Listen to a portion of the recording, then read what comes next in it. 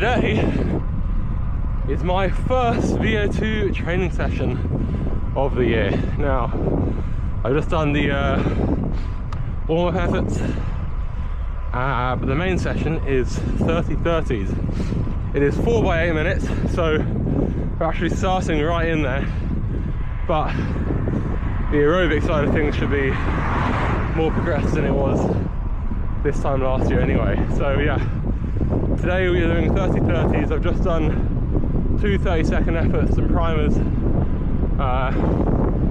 The numbers and sensations are looking fairly good. By the time I got to my max progression of these last year, I was averaging about 650 watts for the 30s on. I've got a nice little spreadsheet where I track all of that stuff just to see how the progressions are going. But yeah, today, obviously it's the first one, much more conservative. Probably hope to be around the 600 mark. Just over would be pretty nice. Just under wouldn't be too bad. So yeah, get some good VO2 max work in today. And it is really cold.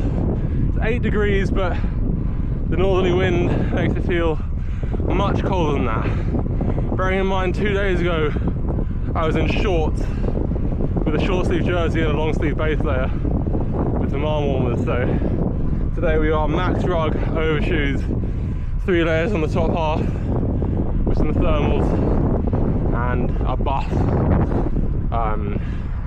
Yeah, anyway, we've got 7 minutes still until the first set of 30-30s begin. I always use on the same road. It's a nice drag.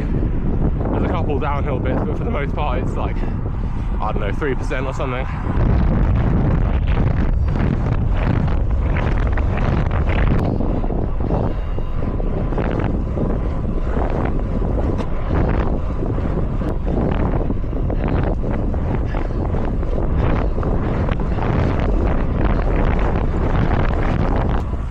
Just finished the 3rd set. Legs are feeling it.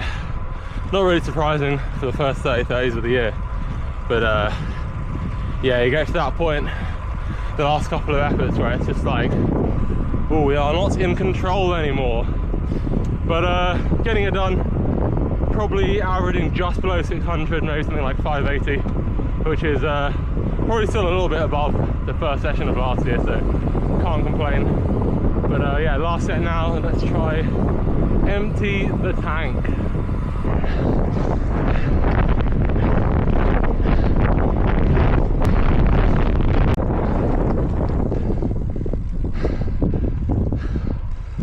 Just got in, final set was probably the best one, but to be honest, still felt a little bit rough. I think combination of, yeah, first 30-30s of the season, and just maybe feeling a little bit tight today. I think that could be it. Had a rest day yesterday where I didn't really move around that much. I had a few chores to do, but yeah. Anyway, otherwise a good session.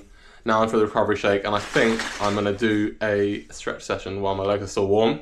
Shout out to my teammate from last year, Christoph. He put me onto this. It's a foundations training. It's this guy. Anyway, 12-minute video where it just guides you through. You don't have to think, you just follow along. At this point I know it, but I still put the video on. And yeah, 12-minute stretch most of the main muscles that end up tight for me as a cyclist. Yeah, I recommend it, and I'll show you. This is the guy. There's an older version from 13 years ago. I prefer the newer version. And yeah, just 12 minutes. All right, everybody, this is your workout to end chronic pain. Jesse, start the timer. Big deep breath as you take the arms up all the way to head height. You're holding a heavy coconut in the hands that you can barely get your fingertips around. Use this every day. You're not going to have much pain in your life. Feel well.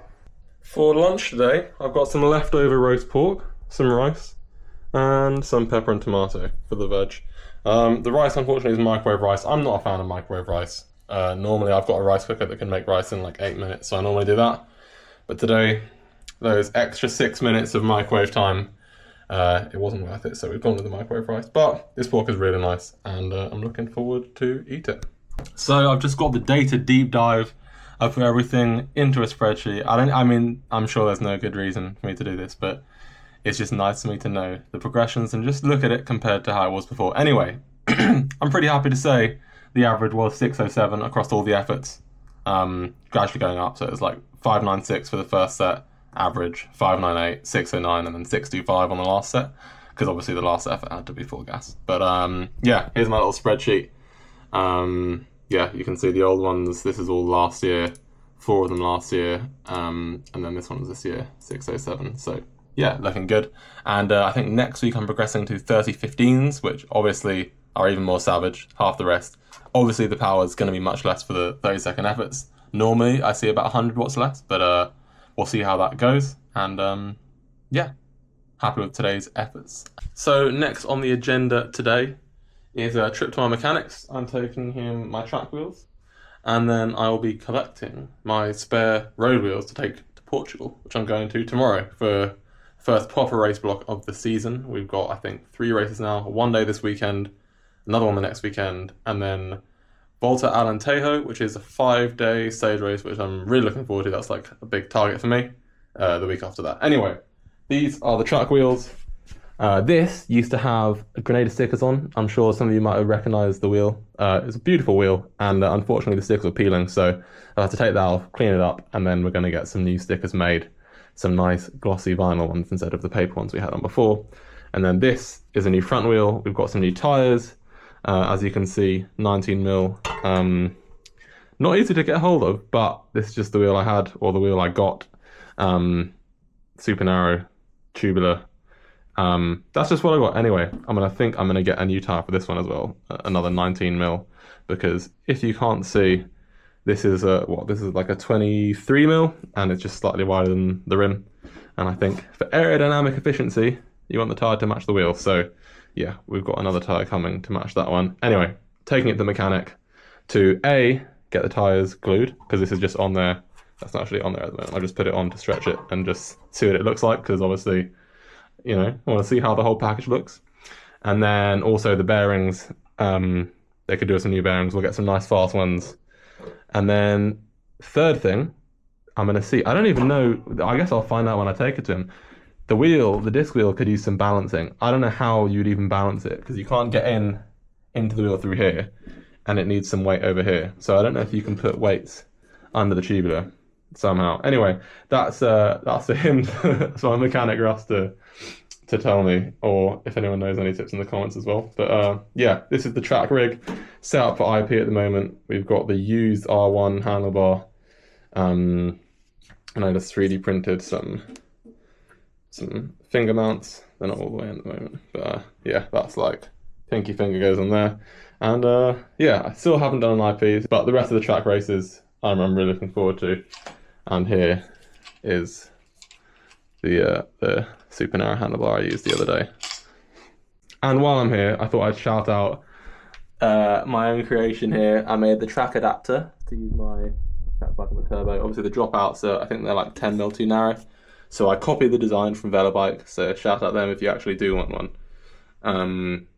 But yeah, stainless steel, cut all the bits, tap some threads, and Bob's your uncle. We've got a track adapter, so I can now get a little bit of practice on the turbo. I didn't even say what I'm even getting the track for. Pan American Champs. After Alentejo, the night of the last stage, I fly back home. Then the morning after, the Monday, I've got a 17-hour trip to Paraguay, so that'll be fun. Luckily, I've got a day and a half, or 2 days, to recover from the jet lag and the travel fatigue before I go. Yeah. Anyway, that's enough rambling about the future.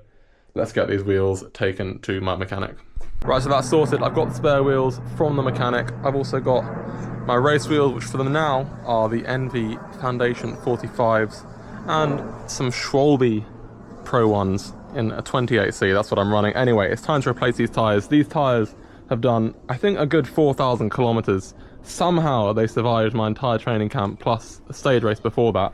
I mean, there's, like, you can see where, I don't know if that'll focus, there's some lines where it's hit something, I'm not sure what, but it's sealed. Somehow, no punctures, but yeah, these tyres can finally rest easy. I'm not going to film me replacing the tyres, it's a pretty standard process. The Schwalbes actually go up on these rims with a pump, so no need to use, normally, touch wood, no need to use the compressor or a CO2 canister or anything like that. So yeah, pretty easy. Anyway, that's going to be the end of the video. I think I'll have a travel video for tomorrow, as I'm flying to Lisbon where the team, or I'll be based racing with the team for the next 2 weeks, as I said earlier. So really looking forward to that. Hopefully I should get some really awesome footage from the racing, and I will see you in the next one. Don't forget to subscribe, and thanks for watching.